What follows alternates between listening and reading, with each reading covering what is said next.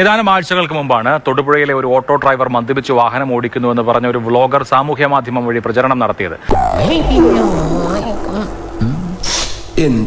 ഉറക്കം വരുന്നു. ഇന്ന് ആ ഡ്രൈവറുടെ ജീവിതം വഴിമുട്ടിയിരിക്കുകയാണ്. സാമൂഹ്യ മാധ്യമങ്ങൾ വഴി തനിക്കെതിരെ നടന്ന അപകീർത്തികരമായ പരാമർശത്തിനെതിരെ കാരിക്കുന്നം പ്ലാന്റേഷനിൽ താമസിക്കുന്ന രാജു പോലീസിൽ പരാതി നൽകി.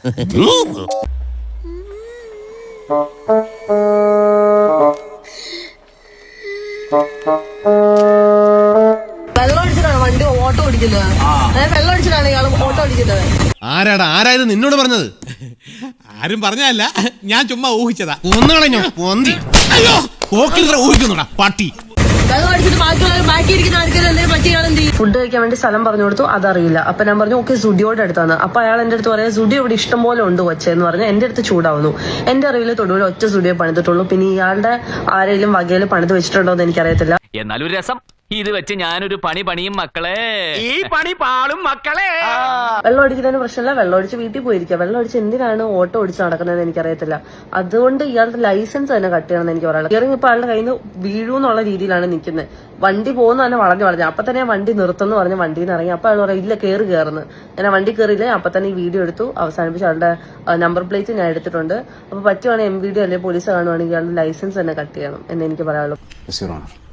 നീയാണല്ലോ കോടതി ഓടാമയില്. പിന്നെ അയാൾ പറഞ്ഞ ഓരോ മുടന്ന് ഞാൻ ഇവിടെ ഓടിക്കുന്നില്ല. കേരള 38 പിന്നെ നിന്റെ നല്ല ബെസ്റ്റ് മോളാ. ഇതിന്റെ ഒരു വിത്ത് കിട്ടോ? ഞങ്ങളുടെ ഈ സൈസ് ഇല്ല. സ്റ്റുഡിയോ ഒരു വസ്ത്ര വിതരണ ശൃംഖലയാണ്. പക്ഷെ ഇതിനെക്കുറിച്ച് എല്ലാവർക്കും അറിഞ്ഞോളണമെന്നില്ല. അങ്ങനെ അറിയാത്തത് കൊണ്ട് മാത്രം സമൂഹത്തിന് മുന്നിൽ അപമാനിതനായ ഒരാളാണ് എന്റെ ഒപ്പം ഉള്ളത്, ഓട്ടോ ഡ്രൈവറായ രാജു ചേട്ടൻ. ഞാൻ ട്രാൻസ്ഫർ ബസ് സ്റ്റാൻഡിൽ പോയി തിരിച്ചു വരുന്ന വഴിയാണ് ഇവര് കൈ നീട്ട്. രണ്ടുപേരുണ്ടായിരുന്നു. അപ്പോൾ കൈ നീട്ടിച്ച് വണ്ടിയെ കയറി. ഒരു ഹോട്ടലിന്റെ പേര് പറഞ്ഞു. അവർ പറഞ്ഞ ഹോട്ടലിന്റെ പേര് എനിക്കറിയത്തില്ല. അപ്പോൾ അത് കഴിഞ്ഞ് സ്റ്റുഡിയോ പോകണമെന്ന് പറഞ്ഞു. ഈ സ്റ്റുഡിയോ പോകണമെന്ന് പറഞ്ഞു കഴിഞ്ഞപ്പോഴും എനിക്ക് ആ സ്റ്റുഡിയോ അറിയത്തില്ല. നിങ്ങൾ കാണിച്ചു തരുവാണെങ്കിൽ ഞാൻ കൊണ്ടുവിടാം, അല്ലാണ്ട് എനിക്ക് അറിയാൻ പാടില്ല. അപ്പോൾ അവ എടുത്ത് വായിക്ക് ചോദിച്ചു ചേട്ടൻ കള്ളു കുടിച്ചിട്ടുണ്ടോന്ന് ചോദിച്ചു. ഈ സ്റ്റുഡിയോ എന്ന് പറഞ്ഞപ്പോ സാധാരണ ഫോട്ടോ എടുക്കുന്ന സ്റ്റുഡിയോ നമ്മൾ കേട്ടിട്ടുള്ളൂ, അല്ലാണ്ട് ഈ സ്റ്റുഡിയോ ഇപ്പൊ സ്ഥാപനങ്ങൾ എന്നാന്ന് എനിക്കറിയത്തില്ലല്ലോ. ഞാൻ അവരോട് പറഞ്ഞു ഞാൻ ഇവിടെ ഓടണമല്ലേ വണ്ടി. അപ്പൊ ഇവര് വണ്ടിയെ കയറിയപ്പോ തന്നെ ഭയങ്കര സ്മെല്ലാ. കഞ്ചാവാണോ എന്നൊക്കെ അടിച്ചേക്കണം ദൈവത്തിന് മാത്രം അറിയാം. തൂക്കി ഞാൻ കളി വിട്ട് ഹസ്ബൻഡിന്റെ അക്കൗണ്ടിലേക്ക് ഓടിച്ചാടിയത് കാണാൻ പോകണ്ട.